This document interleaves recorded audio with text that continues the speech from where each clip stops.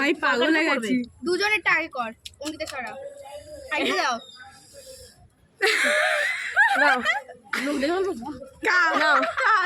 তো গাইস খাচ্ছে। আমি এটা খেতে পারছি না এবার আমি খাবো। কি হয়েছে? আমি খেয়ে দেখাবো।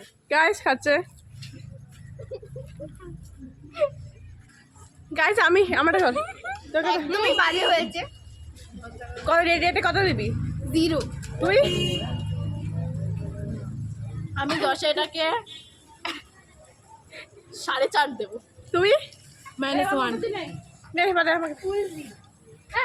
গাইস এবার আমরা সবাইকে তুলতে পারছি না। পুরো মিষ্টি